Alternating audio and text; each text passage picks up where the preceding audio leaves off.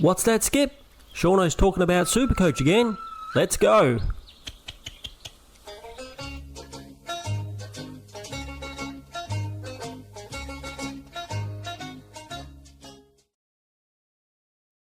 G'day everybody, it's Shauno again, and I'm back with some more Supercoach content. Today we're going to be doing our round 14 trades and captains video.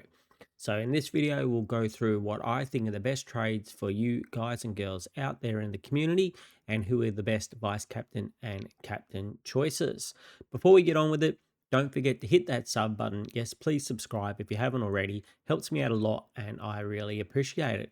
If you like the video, please like the video and leave me a comment down below and letting me know who you're going to be trading in and out this week and who are your vice captain and captain choices going to be. One last thing, don't forget to join my Discord, and if you pop your team in where it says post my team here, we will feature your team on our Thursday live videos. Please join me for those ones. They're always a lot of fun. All right, let's get into it. And as usual, these are my trades that I'll be making this week. We have Lockie Ash in, Sam Durham in, and our Podhasky, we're going to say. Mitch Podhasky from Collingwood, even though he's on his bye, could be in, and he might be subbed out for another 99k rookie, which would be the Joel Fitzgerald guy or Artemis from Essendon if they are named to play. People being traded out are Lindsay, Anderson and Philippou. Both Lindsay and Philippou have very high break-evens and are bound to lose money this week. And Anderson also seems to have reached about his peak of making money. He'd have to have a couple of good spike scores, plus he's on his bye this week. Now, before we go on, I think this is a good time to chat about I'm breaking my own rules a little bit here. I've been telling you guys the last few weeks not to trade into people coming into their buys, and I've done twice here. I've done it twice. I've done Durham and I've done Mitch. We're going to just call him Mitch. And the reasons behind it is Durham, I think he's just too cheap to ignore. He's probably got a very low, well, he's got a 78 break even, so it's not very low, but he could definitely get that, and he's got a great role. And if I keep Philippou in the team, I'm going to lose money, where if I get Durham in now, at least he will make me, he's not there to make money. He's there to be a keeper and to get me a decent score. And I believe he's probably about an 80 or a 90k play. An 80 to 100-ish type player. Probably not going to get that 127 every week. And Mitch, well, I think he has good job security. Now, we're going to talk about the 99k rookies in detail and what I think. Is it okay to go the 99k rookies early like I'm doing here? And I think it very much depends on the situation you are in. If you've got lots of trades and maybe you've got boosts left and you've got money and you've got a reasonable team, I don't think you have to go the 99k rookies earlier. There are a couple other options, and which we're going to go through in just a second. If you're like me and you have hardly any trades, after this, it leaves me only 6 trades and with only 98k in the bank and not a completed team.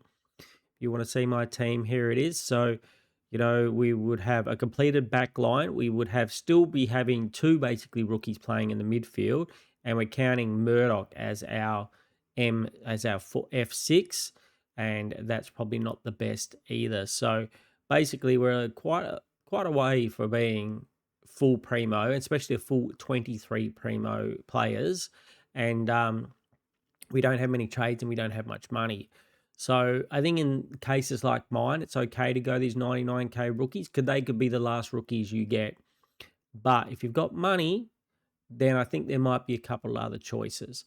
So let's have a look and see what they might be.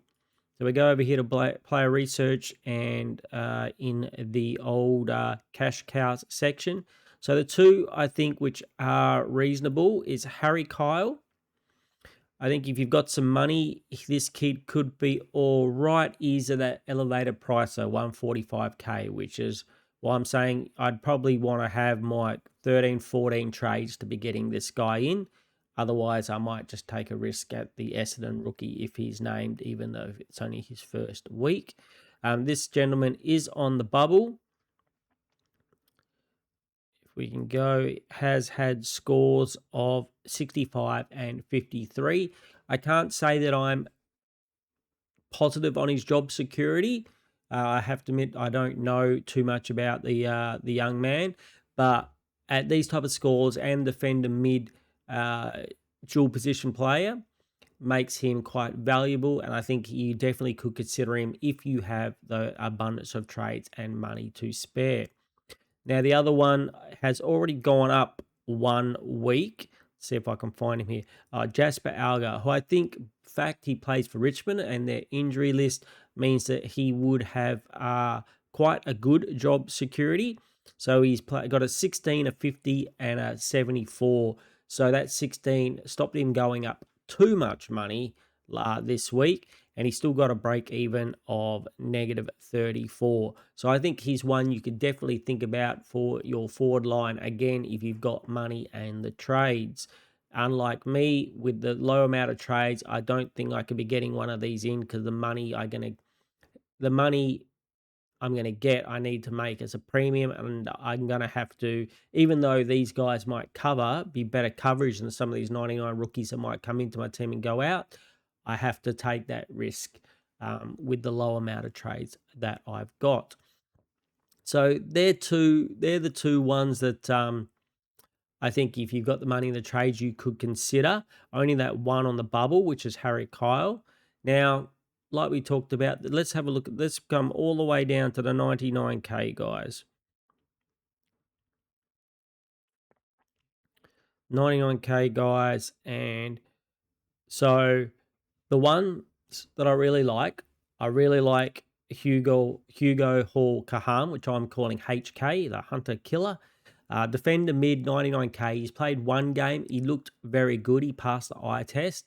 And so he would be probably my number one if you're going early and you're a bit low on trades like me. He'd probably be my number one to go for.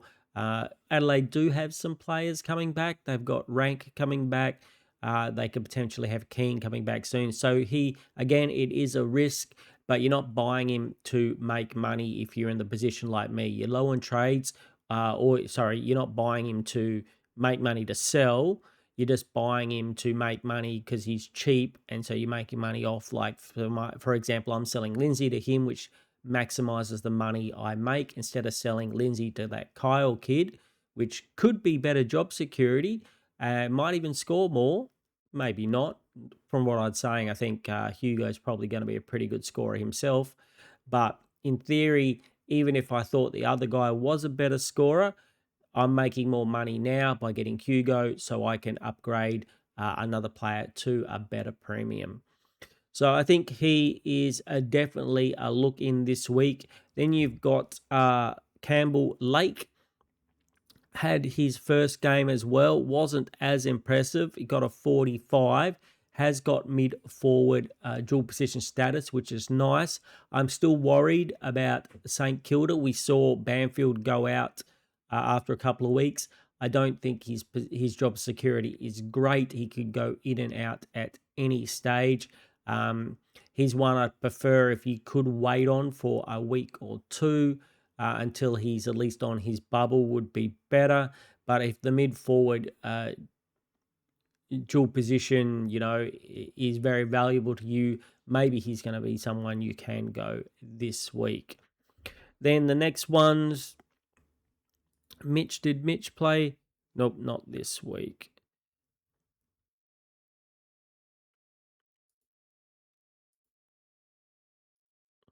There still should be some others there, which were, so the week after. So these are people,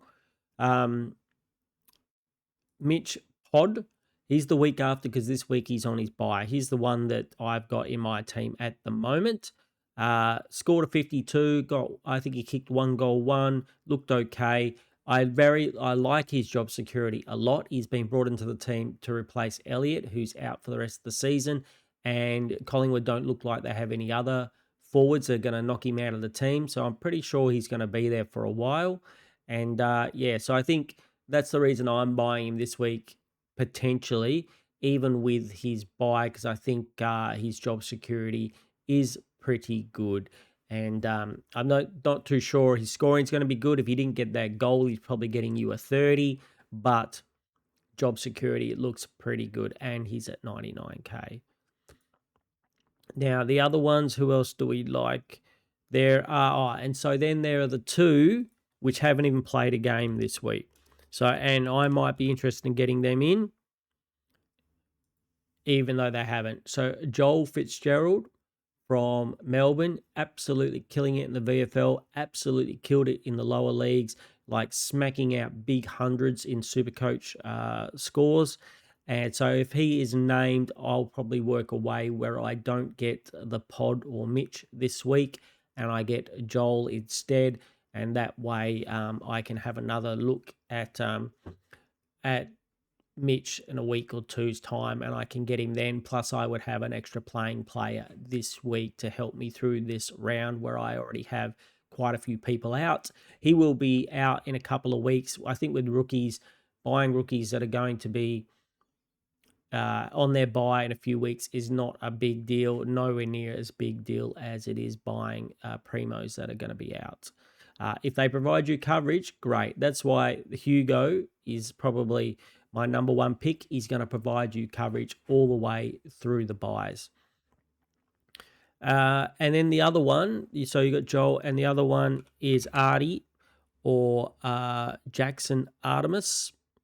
The number one mid-season draft pick has also not played a game yet.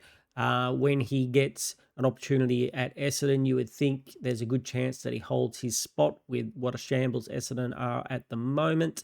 And so, yeah, I think if he was named this week, he's another one that you could consider going early on. But that would be, if you've already got Hall Kahan, I would say, then he might be an option.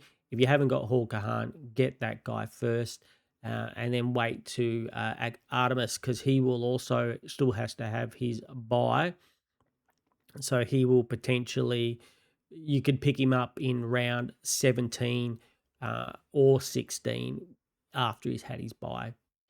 So like we said, again, just to summarize, I think 99K rookies, these mid-season draft guys that, they've been recruited for a reason, like Mitch here could, looks like he could have pretty good job security. So if that's how you think about those guys and you don't have many trades or a lot of money, I think it's fine to go them early. But if you've got lots of trades and lots of money, I think it's probably better to go the guys on the bubble or those safer guys with a job security, which are a little slightly higher price.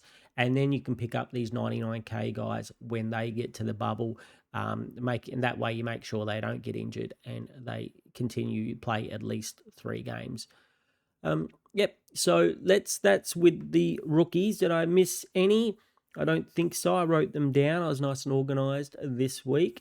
Now, if you are looking for a defender, we're going to stick to the same, even though I broke the rules myself, I'm going to stick to the same theory we've been saying, is that we only really want players that are coming off their buy unless they're really cheap, really good value, or the best of the absolute best. And also, again, it depends on your situation in the game. If you are looking to, move up the ladder, you're in the top 10 or something, you probably definitely advise only getting people coming off their buys. If you are, way down the ladder and you're just trying to win your leagues and you notice someone's got Bailey Smith and you don't, even though I still probably wouldn't recommend getting it with only a couple of weeks away from his buy. I totally understand it, just like I did with Holmes a week ago. So if I was looking for did I say defender? I thought I said defender. Oh, yeah, here we go. Defenders coming off their buy. Well, John Noble here is on fire. He's expensive, but he is killing it, and he's saying, please take notice of me. So I think we really need to actually take notice. In his last, since round 7, he's gone 99, 132, 129, 161, 84, 152. Before that, he hadn't scored. He'd only scored 100. And then since that, he has been smashing it. So definitely on a bit of a tear. Paying up for these guys hasn't really worked a lot of time. They seem to have come down. But if you've got lots of money to throw around and you want a bit of a pod, I'm sure he's not very highly owned. Let me have a look. He is owned in only 40% of teams. Maybe he is your man, and the good thing is he's already played his bye. Now, Luke Parker is at a pretty good price, considering at one stage he was the number one defender, but he's had a few bad weeks, and I think you can go there if you're a bit strapped for money. I think there are a few people that are a bit strapped for money. But yeah, he's only cracked the ton once in the last 6 games. Or in the last 5 games. He's only cracked the ton once. A couple of 90s. He's 60, 73. So is he going to be a top line defender come the end of the year? Maybe not. So maybe he's one that I'd only be going there if you were struggling for money. If you got plenty of money, I think there are better options. Wayne Malera and Josh Worrell. Now, both of these guys, I keep saying each week I'd like to see how the Adelaide back line looks when they get all the players back there, when Keane comes back, whether he takes the kick-ins or not. But they're both doing very well. They're both good value. Again, I think they're not the best options. I don't know if they're going to be top 6, but I think at their current price, you could always take a gamble at one of them and see how you go. So I think they're okay options, but not the best options available. And then I don't think there are too many others that I would be considering who have come off the bye. There are 2, but I cannot see them here. So I must have clicked. Yep. So the two I really like are the 2 GWS boys. You got Lockie Whitfield, 549k. He's proven he's very consistent. He has the monopoly on the kick-ins. And I think you can't go wrong with Lockie Whitfield. And I also really like his teammate, wherever he is, Lockie Ash, who I'm getting in my team.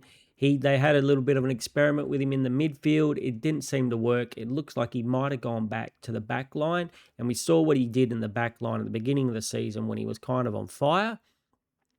He scored first few weeks, he scored 136, 130, 106, 106. Then he's kind of been on a bit of a drought. They tried him a little bit. Even in the midfield, though, he still scored kind of like 90s and 100. And then the last week or so, they put him back in the back line and he scored 119 in round 12. So I think he's got potential. I think he's very cheap at that price. And he's the one. The 2, I think they're the best picks this week. The 2, they're reasonable prices and with high potential of scoring and potentially top 6 liners. So that's who I would go if I was going defenders. And let's have a look at midfielders. So midfielders, if you don't have Zach Butters, you're not doing too well. Then Harry Sheezel, we'll talk about him in the forwards. LDU, a bit of a down week this week, but I still think he has a very good run coming up. So, I think LDU, you can still go there. He's had a great season. The breakeven is 112, so he could easily score around that. He plays West Coast this week, so he could tear my beloved West Coast boys a new one. Is there potential him or Sheezel get a bit of a tag from either a Hoff or a Murdoch potentially? But I still think he is a reasonable pick and he does have a very good run over the next few weeks. Clayton Oliver, we cannot ignore Clayton Oliver any longer. I think he is a good pick now. It's taken me a long time to come around, but I think he is a good pick. He's got below 100 after the second round. He's got below 100 twice at 80s, which is a higher floor than a lot of our midfielders are doing out there. And he got a 142, he's got a 128 and a 121, so he can go a reasonably, high on a good day. I think he's probably more about a 110 average for you, but you'll take that every day with the way our primos are scoring this year. So I think he's kind of good. Finn Callahan, he is cheap.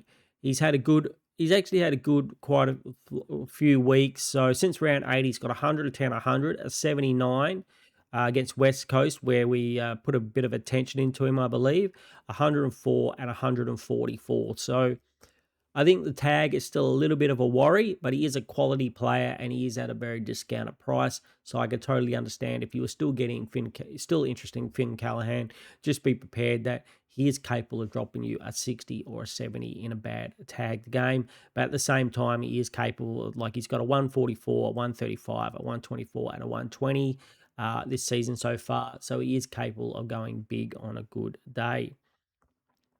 Sam Berry has been putting his hand up to get noticed. I think maybe not this year, but he's maybe one that we should look at next year. Noah Anderson, I really like. I think if we look at his, last few weeks, I'm still kicking myself for trading him out when he had his appendix thing, and then he got too expensive and I couldn't get him back in. But the last 4 weeks, 145, 134, 126, and a 101. So he is a very good option. One of the my preferred options, I would say, this week. And this might be a little bit controversial, but I might take Anderson over LDU if I had the choice. He could be my number one pick. Maybe I'm just regretting the trading him out, but if I had to get somebody, he just seems to have a lot of avenues to score. LDU again is a in and under midfielder, just like the next man we were going to talk about, which is, let's see if we can find him.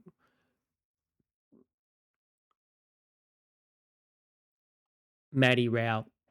So I bought in Matty Rao last week for a disastrous 74. He's even cheaper now. He's at 510k. If you think he can get back to his form, or do you need to go a little bit on the cheaper side, get a player that can do it, who's not showing that he's doing it at the moment, but he has got the potential to go big.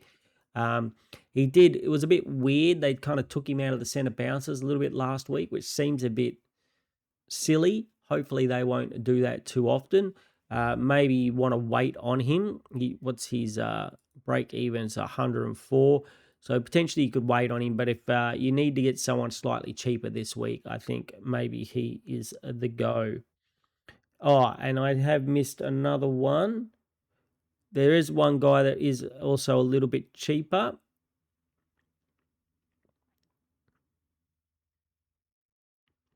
Tim Taranto at 480k. I think if you are really wanted to dive in the bottom of the bargain basement, could give you around an average of 100 through the rest of the season. Last few weeks have been a bit down with a 97, a 116, 81, and 100. But he did start the season off very well with a 107, 103, 148, and 110. Unfortunately, he does play for Richmond, which means when they get a big flogging, his scores might be a bit lower, but he is at that very much bargain basement price for a player that can punch out decent hundreds and will probably, I'm predicting, average around 100 for the rest of the season. If only I had bought him instead of someone like a Hugh McCluggage. And if you're going, I was going to say there might be sideways, but no, because Hugh McCluggage isn't worth anything anymore. And here's the other one that I really like, up there with Noel Anderson. He is also my favourite pick. Probably almost on the same. Noah Anderson and Jordan Dawson I like the most, followed very closely, if not on the same level as LDU if you're getting in a midfielder this week at 579k. It's just been smashing it since... let's see, the entire season he's got 2 scores less than 100. One was 91, one was 80. So he's got a very nice high floor. And he's since round 7, 138, 115, 130, 111, and 114. So absolutely killing it. Even in games which are supposed to be tough games like against Hawthorn and Geelong, he was still doing well. So definitely should be on your radar if you're looking, for a good midfielder coming off their buys. Now, as for the rucks, The only ruck that's actually probably worthwhile that's actually played their bye is Tristan Sherry, and he's a little bit of a worry. Yeah, he's got a break even 188. You could wait a week and probably get him close to, if you wait a week or two, you could probably get him close to 500K, which is a ridiculously cheap price for, Tristan Sherry. It says here if he goes 125 and 105, he'll go down to 518K. The problem is the next two, if you're buying him, you might want him for the next two matchups. You got West Coast and then Richmond. And then in theory, Essendon, even though we say that there's the Essendon ruck curse where rucks don't seem to do too well against them, but surely that's got to break sooner than later.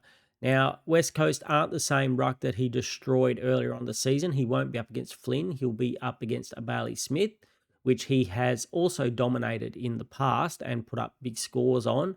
But the game's a little bit different now, and I think even at the centre bounces, Bailey Smith could well have Bailey Smith can jump, so he might, be more evenly matched at the centre bounces. That's if they play Tristan Sherry at the centre bounces at all. We've noticed over the last couple of weeks they've been putting Trembar in there, so he's been playing less around the ground, though.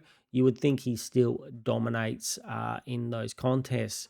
So it is a bit scary what the scores he's been getting, and it's time on ground and time in this, the fact they've taken away centre bounces, but he was still scoring okay until this round. He was still, so on round 7, 8, 9, he was still getting the 150, 165, 120.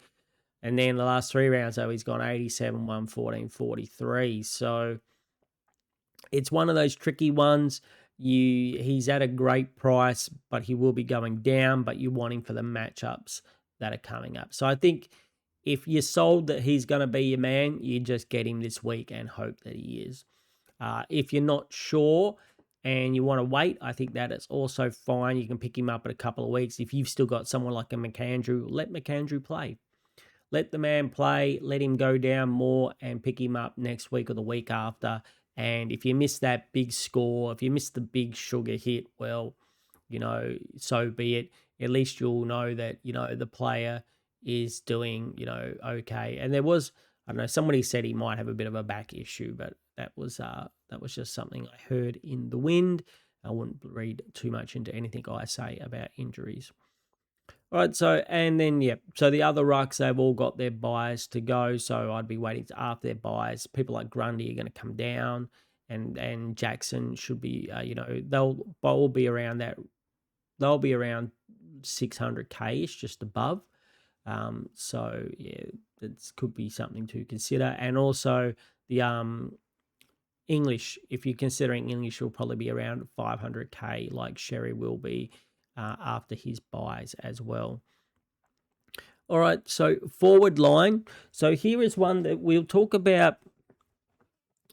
Again, the ones are off the buys, and then one that's got a buy coming up, which I think might be too cheap to ignore. So let's do him first. He's going to be the number one trade in this week, I think. Durham. Do you? Because we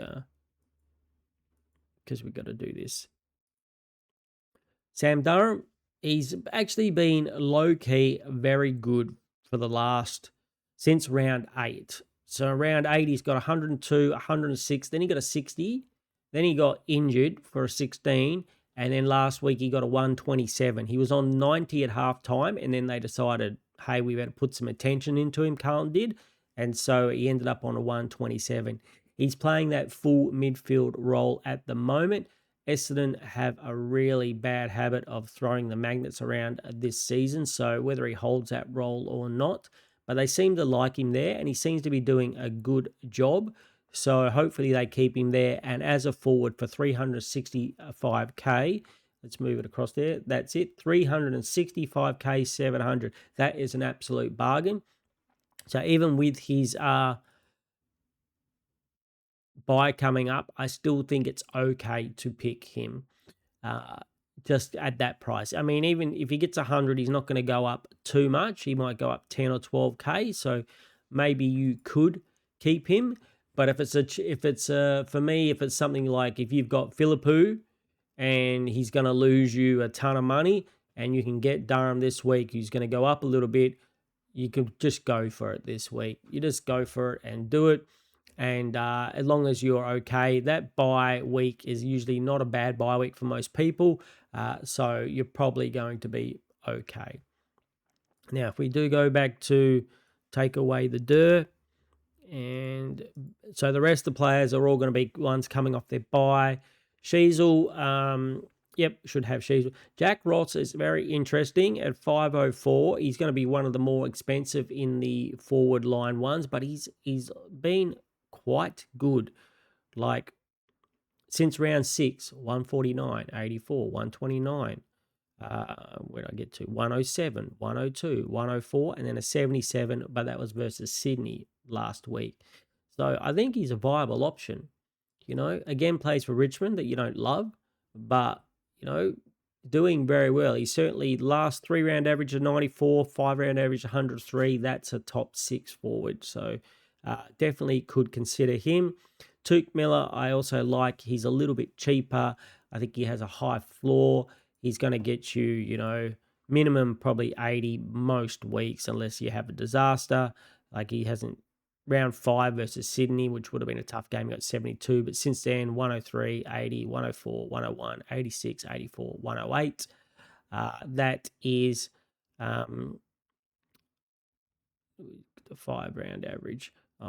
So pretty much, 5-round average of 96 puts him very close to a top 6 forward as well. Christian Petrarca, if you don't have him, it's a good time to get him now, a bit down this week, and back to a very affordable price of 520k. What's his break even?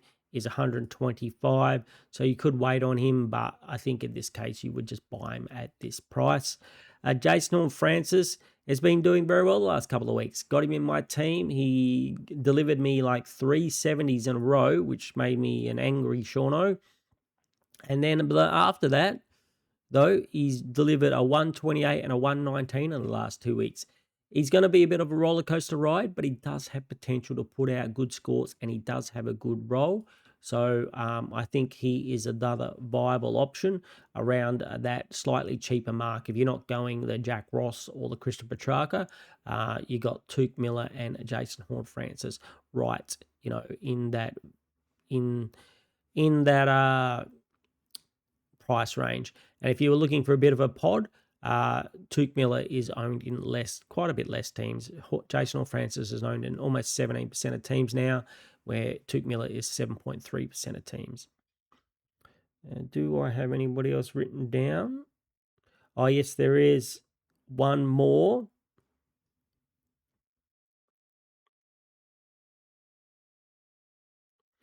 If the rank is back, if the cab rank is back, I think you could go there. You might want to wait a week.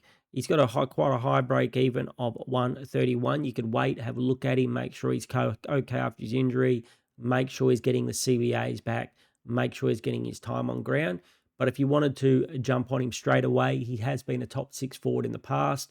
Before last week, before he got injured, he was absolutely killing it and getting bulk CBAs. So I think he is a definite one to watch and potentially get into your team if you would like him. Don't think there's any others, crew. If I've missed somebody that you're considering, leave it down in chat and I will let you know what I think. So I think we will go to the old captains and vice captain options. Back to my team. So I'm picking a vice captain at the moment anyway, Bontempelli, like I spoke about in my video for my round review. Go back and check that one out if you haven't already. I will leave a link down below in the comments. I like to put the vice captain on my opponent's captain when I'm playing for league matches, and that way I get to see what their captain score is. And if I don't like it, or if it's a good one, I keep it. And if they score a bad one, then I'll go with another captain to try and get a better score and beat them in my league match. Unfortunately, I think one of the best captains this week is in the very first game on Thursday night, which is the Bont. So in his last 3 against Adelaide, 141 earlier on this year, 174 last year, and 119 the year before. It's at Marvel Stadium. He loves Marvel Stadium, so that could be a decent one for the Bont. He is probably my favourite for vice captain. For Adelaide, maybe you can go Jordan Dawson if you've got him. I think he is also a very viable vice captain. Geelong versus Gold Coast Suns. Yep, if you've got Bailey Smith, go for it. If you've got Holmes like I do, I think also he could be a fairly safe, especially vice captain options. For Gold Coast, I think the only one I trust out of all the Gold Coast ones maybe is Noah Anderson for a sneaky vice captain. Otherwise, I don't really trust very much. Geelong will send the O'Shea Mullen tag to somebody, you would assume. So it's just a matter of who that is. It has been Noah Anderson in the past, so maybe not the ideal option, but who knows, he could also go to Rowell or Petrarca. Melbourne versus Essendon. I think you can still have a go at Max Gawn. I think you can still try. I know Essendon have the curse against the Rucks, but what's his records like? 131, 145, and 117. Someone's going to break this curse, and if anyone's going to do it, it could be Max Gawn. So I still think he's a valid vice captain or captain option if you have him in your team. I don't think I'd be picking any other Melbourne players, and I don't think I'd be picking any Essendon players at all. Not even Archie Roberts, whose role is some of his CBAs are getting stolen from. Some of his kickouts are being stolen by Zach Merritt, and he's just not getting those 40 kicks that he needs to make the huge scores. He's still getting 30 kicks and getting 100, but he's not getting 40 kicks and getting 140s like he was earlier on in the season. Then you've got North versus West Coast, which could be a tighter game than a lot of people expect. I still think Sheasel is a reasonable option, and so it's LDU is a reasonable options. Beware they might get tagged. There could be, I wouldn't be surprised if one or if both weren't tagged. When Sheasel goes forward, Milan Murdoch is a worry, and I believe LDU probably is the main target for Hoff if they decide to run the team that way. But I think they both are good, being the fact that they're Saturday afternoons. You could probably still get away from as your VC or potential C options. After that, you've got Port Adelaide and Sydney. So Isaac Heaney seems to be always an option at the moment, so definitely an option. I don't like, maybe James Jordan goes to Butters, maybe not, but I don't really like picking any people from the team opposing Sydney. Also for Sydney, Grundy, he's had a couple of 90s in a row. Can he bounce back versus Sweet? Look at that break even, 219. He's going to be nice and cheap for you guys and girls out there who don't have him. Can he bounce back? I don't know. I'm not going to take the risk this week. I think I'm going to go with others and see. Let's wait to see if he gets back into form before I start picking him. And then who we got? Richmond and Brisbane. Usually we like the Brisbane teams against Richmond, but there's no one really here that I would pick. Lockie Neal maybe is a decent fallback option, might tear Richmond a new one. So maybe that is a decent option if you've got it. I can't think of anybody else that from that team, Brisbane. They're just too solid across the ground. Having no Hugh McCluggage, I don't think that affects Lockie Neal very much. He was already the number one man, and I think he still is the number one man. The only thing it might affect Dunkley. Dunkley might get a bit more time, but I don't think I'd be risking him as my captain. Then you've got St Kilda and GWS. Maybe a sneaky Nas and Nasiah and Wanganeen Malera could be picked here.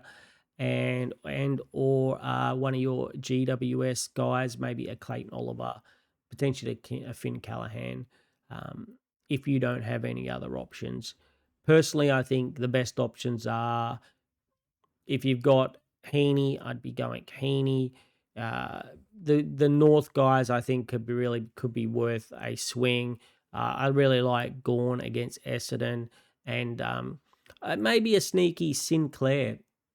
Honestly, in the last Sydney at Marvel Stadium, roofs closed against GWS. I think Sinclair could have a decent game too. But for vice captain, Bulldog, either Bont or a Baz or a Holmes, I think are all very good options going into potentially a Gorn, Heaney, or a couple of those other ones that I mentioned. Anyway, crew, I hope you liked the video. Make sure you subscribe. Yes, hit that sub button. Do it right now. That helps me out a lot. I really appreciate everybody out there and all the support they've given me. Don't forget to like the video. Don't forget to comment and tell me who are you trading in and out, and who are your vice captain and captains going to be. And don't forget to join my Discord for the Thursday live video, and you throw your team in where it says post my team here, and then we feature it, we pop it up on the screen, we have a chat about it, and you can brag about how well you did. We had the fourth placed um, team in the entire competition was in our Thursday chat. So either go back and check that one out from last week, or you never know, he might turn up for another chat this week. He was in fourth and pushing for the 50k. So I'm really interested to see how he did this week. So maybe join us and you guys can see that as well. And yeah, so looking forward to doing that. And until then, I hope everybody is doing well, and I will speak to you all again very soon.